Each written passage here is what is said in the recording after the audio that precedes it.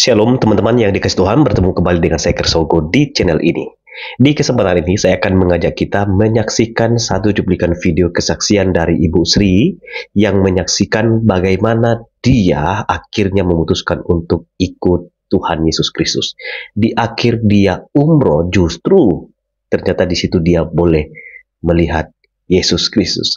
Seperti apa kesaksiannya? Mari kita dengarkan bersama-sama. Selamat malam Bapak Ibu, Shalom semuanya. Saya berdoa semua Bapak Ibu dalam keadaan sehat semua pada malam hari ini. Terima kasih atas kesempatannya untuk saya bersaksi. Perkenalkan, nama saya Sri Mariani. Jadi sebelum jadi seorang pengikut Kristus, saya adalah seorang single parent dengan 3 orang anak. Saya bercerai dengan almarhum mantan suami saya itu di tahun 2009.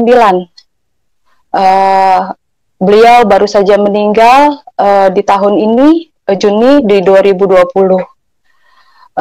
Dan saya tidak pernah bercita-cita atau ingin menikah lagi.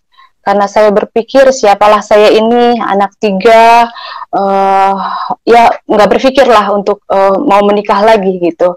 Jadi saya melanjutkan hidup saya dengan 3 anak saya. 3 anak saya masih kecil-kecil, jadi pas tahun 2009 itu anak saya yang terakhir itu baru berusia 1 tahun. Saya melanjutkan hidup saya bekerja dengan 3 orang anak saya menjadi tulang punggung adik-adik saya, dan saat itu kakak saya sedang sakit juga, almarhum ayah saya juga lagi sakit, tapi tetap saya menjalankan hidup saya dengan single parent. Perlu Bapak Ibu ketahui, saya saya terlahir dari seorang muslim yang benar-benar taat. Saking saya cintanya kepada Muslim, anak saya yang pertama itu saya kasih nama Muhammad Al-Riansyah. Saya begitu mengagumi Nabi Muhammad. Yang kedua itu saya kasih nama Putri Al-Riansyah, dan yang ketiga Putri Riani Rahmadani, dan yang ketiga saya kasih nama Dinda Aryani. Sampai satu hari di bulan Juni 2014, saya berencana untuk pergi umroh. Saya pergi umroh, jadi pas saya mau pergi umroh itu, Tuhan izinkan uang saya yang seharusnya saya setor itu kurang gitu. Akhirnya saya pinjam sama teman saya yang seorang Kristen gitu ya. Saya bilang saya mau pergi umroh tapi uangnya kurang gitu, saya bilang.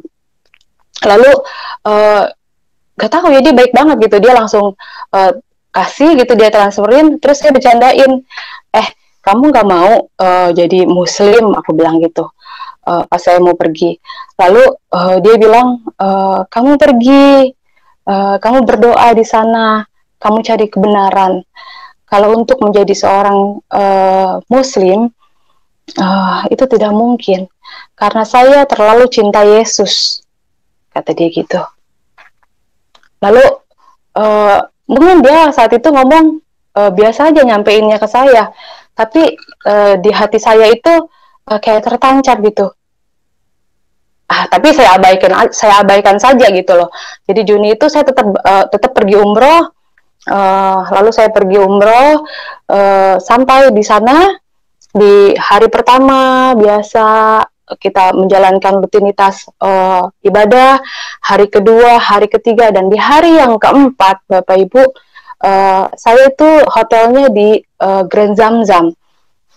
Grand Zamzam itu di Mekah, jadi dia itu connecting dengan Mekah, dengan Ka'bah.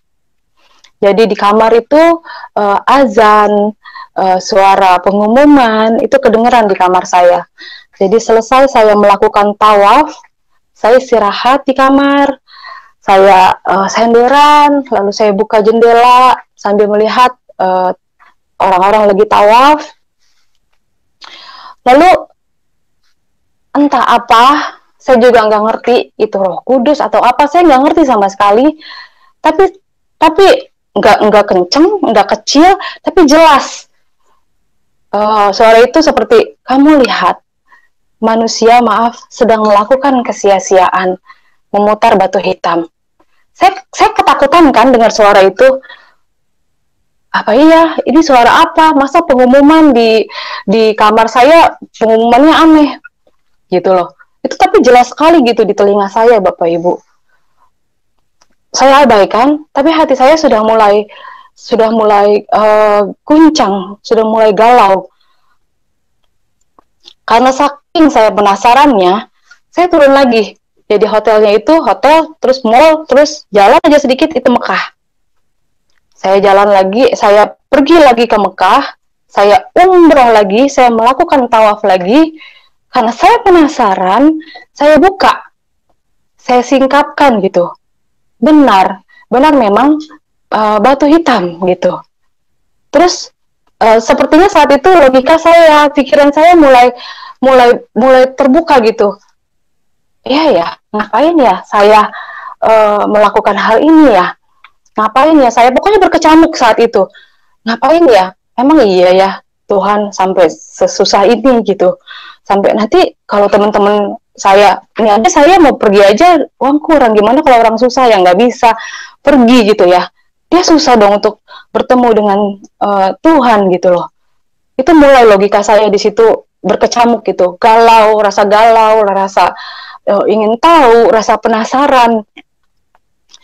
Tapi kan pergi umroh itu 14 hari, itu baru hari keempat. Saya sudah galau, sudah bimbang gitu. Tapi tetap saya melakukan dan menyelesaikannya dengan ya sudah gitu, dengan kegalauan itu. Saya pulang ke Indonesia, saya nggak cerita sama keluarga saya. Saya nggak ngomong sama siapapun, saya simpen sendiri dengan di hati yang terus berkecamuk gitu. Terus saking saya penasaran, saya mesti nanya ke siapa ya. Tapi sekarang kan gampang Bapak Ibu, informasi gampang kita dapatkan di handphone gitu. Lalu saya buka handphone, saya cari di YouTube gitu. Saking saya penasarannya, ada nggak guru besar, Pak Kiai dari Muslim masuk ke Kristen gitu. Saking saya penasarannya.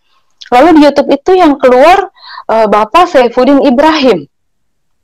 Di situ beliau sedang mengajar, sedang menerangkan bagaimana Muslim, bagaimana Kristen, di situ sedang menjabarkan gitu. Sepertinya saat itu tuh kok keingintahuan saya itu besar sekali. Saya ambil pulpen, saya ambil kertas gitu, saya ikutin gitu perbedaannya. Islam ini, Kristen itu, Yesus itu mengajarkan kasih. Kalau kamu ditampar pipi kanan, kamu kasih pipi kiri. Bergetar hati saya mendengar itu. Merinding rasanya. Ini Yesus ini yang teman saya bilang itu tuh. Terus, maaf di ajaran agama saya yang dulu di Muslim, kalau menikah itu boleh lebih dari 3 kali. Jujur saya nggak sanggup gitu loh sebagai seorang wanita. Nggak mau lagi juga dimadu. Lalu di kekristenan itu diajarkan menikah itu sekali seumur hidup. Wah, dahsyat nih ajaran gitu. Di dalam kegalauan itu, tetap saya pun mencari tahu di Al-Quran. Ternyata di Al-Quran itu Yesus itu adalah Isa Al-Masih, gitu. Nabi Isa. Terus saya tetap menjalankan rutinitas saya dengan kegalauan saya, tapi saya terus mencari tahu tentang siapa Yesus itu gitu loh. Saya belajar, mulai baca Alkitab dengan diam-diam gitu. Saya coba mulai nanya-nanya teman-teman saya yang pengikut Kristus gitu. Lalu saking saya penasarannya, itu berjalan itu Juni, Juli, Agustus. Di bulan Juni dan Juli itu, saya bilang sama teman saya, kamu gerejanya di mana? Dia sebutin salah satu gereja, itu saya bilang, gue boleh nggak ikut ke gereja lo? Ngapain lo? Gila lo, kata temen aku gitu. Jangan, nanti keluarga lu bilang apa, nanti disangkanya gue yang doktrin lu gitu. Temen saya ngomong gitu, enggak, ini gue yang mau gitu. Gue yang kepengen gitu. Jadi saya mau bilang nggak ada yang mendoktrin saya, nggak ada yang nggak ada yang nyuruh saya gitu masuk Kristen, karena keingintahuan saya yang besar sekali tentang si Yesus itu gitu loh, si sosok yang membuat hati saya langsung jatuh cinta gitu. Kok bisa ada orang ditampar pipi kanan suruh ngasih pipi kiri gitu loh. Wah, saya semakin penasaran gitu loh. Semakin saya tahu lagi, banyak hal-hal yang saya bertambah cinta saya gitu sama sama sosok Yesus ini gitu loh. Lalu pertama kali saya masuk ke gereja seumur hidup saya bingung Bapak Ibu, bingung jujur. Karena di gereja itu pas saya lihat gelap. Terus cewek sama cowok itu nyampur bersatu gitu. Mereka sedang kayak bersuka cita. Lihat di depan itu ada band, ternyata mereka sedang melakukan pujian penyembahan. Saya nggak ngerti. Di kiri saya lagi ada yang nangis, ada yang sorak-sorai. Oke, saya ikutin aja. Itu kepala saya pusingnya luar biasa, Bapak Ibu. Nggak tahu kenapa gitu. Karena kan saya terbiasa dengan kalau saya sholat itu hening. Jadi cewek-cewek, cowok-cowok dipisah gitu. Suci, dalam keadaan suci gitu. Nah, terus berikutnya saya minta ikut lagi ke gereja. Lagi saya semakin cinta, saya semakin tahu gitu ya. Terus saya bilang, gue mau dong dibaptis sama teman saya ini. Dan dia pun bilang, gila lu, jangan lu, anak guru besar lu, anak Pak Ustadz minta dibaptis, nggak mau gua. Anak Kori, bapak saya Kori, bapak ibu almarhum. Kori itu guru ngaji. Terus enggak, gue sendiri yang mau, nggak apa-apa. Dia nggak mau nolongin saya. Ya udah saya cari sendiri aja, bapak ibu, bener-bener saya cari sendiri. Saya dapetin salah satu gereja, terus saya bilang saya mau daftar sendiri ke ininya, ke resepsionisnya, terus akhirnya dijadwalin kita untuk dibaptis. Tanggal 27 September saya dibaptis Bapak Ibu 2014. Hari Minggu. Saya dibaptis, saya dikasih nama Naomi. Terus saya bilang sama teman saya, kok dikasih nama Naomi? Siapa Naomi? Saya kan baca kitab belum sampai tuh ke sana. Terus kata teman saya bilang, lu baca di Rut. Terus di sana ada tentang kisah Naomi. Aku baca tentang Naomi. Kok hati saya sedih ya? Hati gue sedih banget nih. Kenapa ya? Kasian banget ya Naomi. Lakinya meninggal, anaknya meninggal 2, dia hidup sama anak-anak dari istrinya gitu loh. Terus itu hari Minggu. Jadi salah satu teman saya yang suka cita, saya dibaptis, upload foto saya ke Facebook. Keluarga besar saya lihat. Lalu hari Senin, saya lagi kerja di Jakarta, saya ditelepon sama mbak di rumah, mengabarkan bahwa anak-anak diambil paksa sama ayahnya, sama mantan suami saya. Waktu itu kan memang belum meninggal. Waduh, itu karena dia denger gitu. Mereka takut anak-anak saya didoktrin gitu loh. Jujur, saat itu saya kacau banget gitu, saya sedih banget gitu. Karena saya kerja itu ya buat anak gitu loh. Buat anak, dia buat keluarga, buat orang tua saya, buat adik-adik saya gitu. Tuhan, kenapa Tuhan? Kok malah begini, malah diambil anak-anak saya gitu loh. Kan kalau orang udah divorce itu ya udah nggak ada hubungan sebenarnya gitu loh. Anak-anak saya masih kecil, lagi sekolah diambil gitu. Ngambilnya juga ngebohongin, bilangnya neneknya sakit gitu. Ternyata dia tahu gitu.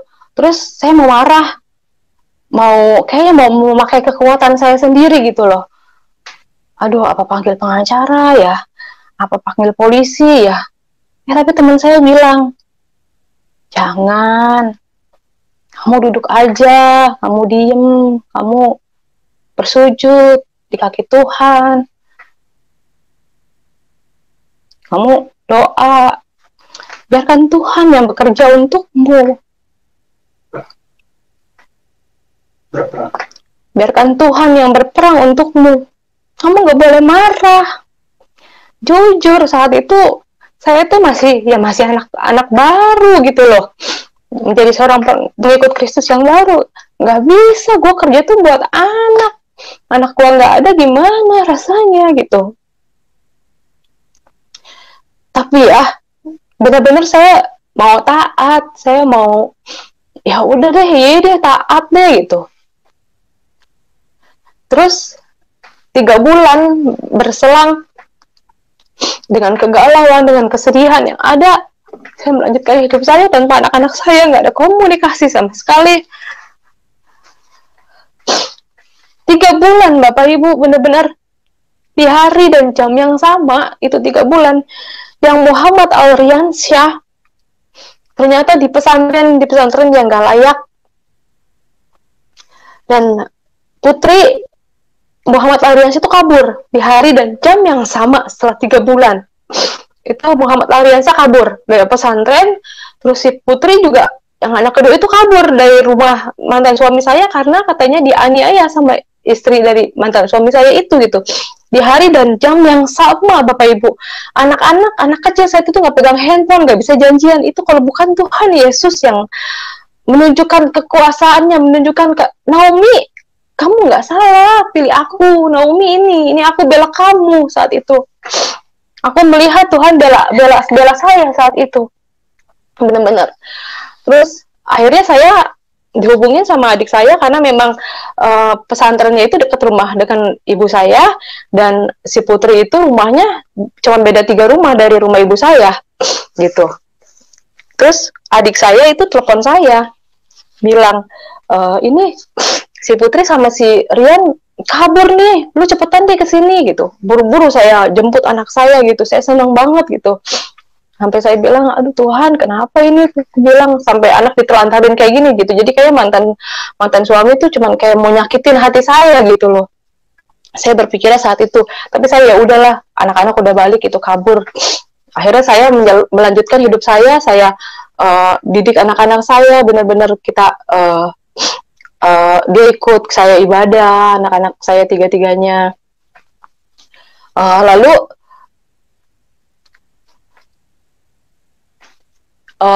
banyak pencobaan, lalu keluarga besar saya pun tahu, saya dicoret dari daftar warisan, saya dicari-cari, mau dibunuh, sampai saya ketakutan. Di Facebook itu saya diancam. Tapi tetap saya mau taat, akhirnya saya ya tetap mau taat, pokoknya Tuhan beri saya kekuatan untuk terus menjadi pengikutmu gitu. Karena nggak ada sedikit pun yang saya lihat dari ajarannya, dari ajaran Kristus, untuk membenci saudara kita gitu loh. Saat saya dijolimi seperti itu, saya baca lagi, Tuhan bilang, ampuni, kamu harus mengampuni 70 kali 7, kamu harus mengampuni saudaramu yang menyakitimu. 70 kali 7 itu banyak sekali, jadi nggak ada kesempatan buat saya marah gitu. Di situ saya yang benar-benar terus saya semakin yakin gitu, semakin Tuhan memberikan ujian, semakin saya mau terus maju gitu Bapak Ibu. Terus dengan berjalannya waktu, saya kerja ke Bali sampai satu titik,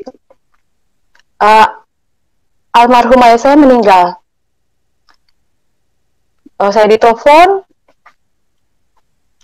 sama adik saya, dikabarin, lalu saya pergi, saya pulang, saya cari pesawat yang benar-benar penerbangan pertama.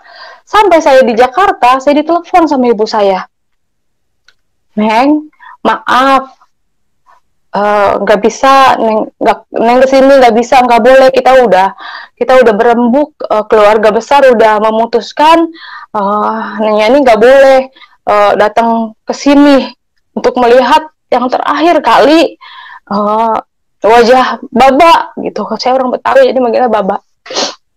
Padahal ya Bapak Ibu, itu hari Senin ya Bapak saya meninggal.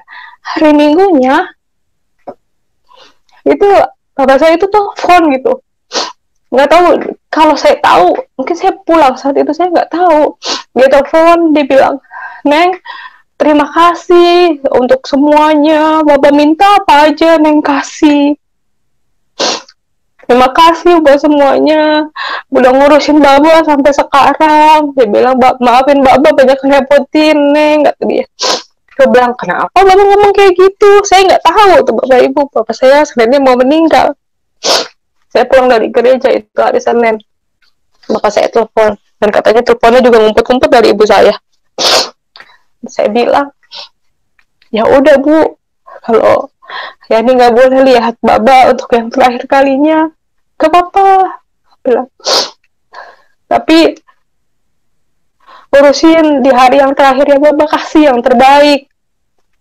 Urusin pemakaman Baba, benar-benar yang terbaik. Gak apa-apa, ini ikhlas, ini nggak ngeliat wajah Baba untuk yang terakhir kalinya. Saya nggak bisa marah Bapak Ibu saat itu, benar-benar saya nggak bisa marah. Tuhan kasih kekuatan buat saya untuk terus mengasihi mereka. Kalau saya pakai kedagingan saya salah apa? Untuk melihat wajah Bapak saya yang terakhir kali, masa saya nggak boleh gitu? Saya bilang, ya udah, akhirnya saya transfer uang, karena kan memang saya tulang punggung keluarga ya Bapak Ibu. Saya transfer uang untuk pemakaman Baba, mereka terima. Tapi saya tetap nggak boleh datang. Ya udah, saya tetap berdoa, saya pulang ke rumah saya istirahat, saya berdoa. Sudah, terus saya tetap melanjutkan hidup saya tetap bergereja, saya tetap melakukan ibadah saya, sambil bekerja, sambil ngurus anak-anak saya. Saya fokus, saya kerja juga di Bali. Tiba-tiba saya terima telepon lagi dari Mbak di rumah. Jadi kalau saya di Bali itu anak-anak saya tinggal di rumah. Anak saya tiga-tiganya diambil paksa lagi sama mantan suami saya. Dan itu sampai detik ini. Jadi saya pikir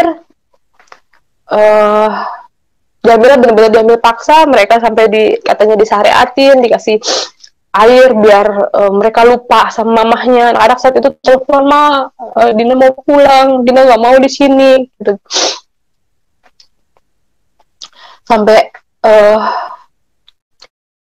saya juga bingung gitu loh, kenapa kok ini dikasih lagi ya Tuhan ya gitu. Mana udah enak, anak-anak pelayanan, udah sekolah di sekolah yang layak menurut saya gitu loh, ada pengajaran tentang Isa Al-Masihnya gitu. Ya mungkin mereka nggak seneng gitu kali ya. Terus ya udah, saya nggak bisa marah dan nggak berbuat apa-apa gitu loh Bapak Ibu. Terus saya pikir kan almarhum ini baru meninggal kemarin ya, Juni 2020. Oh, ayahnya udah meninggal, anak-anak bisa nih ya balik gitu. Saya pikir seperti itu. Tapi lagi Tuhan mengizinkan pencobaan ini ada gitu untuk saya. Jadi ibu kandung saya sendiri yang bilang kalau ayahnya meninggal, jangan harap anak-anak bisa balik ke kamu, kata ibu saya gitu. Itu yang menyampaikan mantan istrinya untuk saya ketemu untuk merayakan hari ulang tahun anak saya, Muhammad Alriansa. Itu pun saya datang cuma 5 menit ke pesantrennya. Terus sampai ada satu hari saya mau cerita, saya ada kesempatan bertemu untuk Dinda, anak saya itu. Dia bercerita, dia bilang, mama nenek waktu itu ke Pak Ustadz, Pak Kiai. Dia bilang, ngapain Nda? Aku bilang, iya, mau doain mama biar mama masuk ke Islam lagi. Tahu nggak Mah, Pak Ustadznya kan nanya mana foto mama. Terus nenek kasih lihat foto mama, terus diliatin kan fotonya. Lalu Pak Ustadznya bilang ke ibu saya, dia bilang, anak ibu udah nggak bisa didoain. Nih, ibu lihat di dahinya ada salib. Dan itu yang melihat bukan ibu saya aja, di situ ada anak saya Dinda, Lalu ada kalau orang Betawi bilang encing ya, encing saya juga lihat gitu, 4 orang yang lihat. Dinda cerita, saya yakin banget Tuhan memang jaga gitu, jaga saya dan melindungi saya sampai segitunya gitu.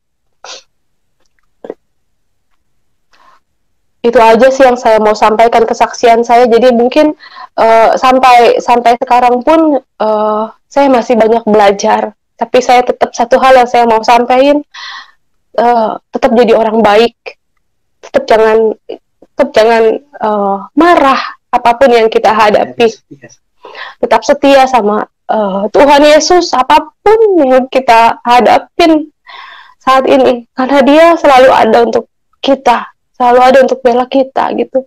Karena saya melihat tidak ada yang salah dari pengajarannya, dari kasihnya yang begitu besar pada kita gitu. Itu aja. Terima kasih Bapak Ibu, Tuhan Yesus memberkati. Baik, demikianlah cuplikan videonya teman-teman. Kiranya kesaksiannya boleh menjadi berkat dan dia boleh dipakai Tuhan untuk menjadi berkat bagi banyak orang. Dan kita rindu juga supaya banyak orang percaya kepada Tuhan Yesus Kristus. Tuhan memberkati kita. Shalom.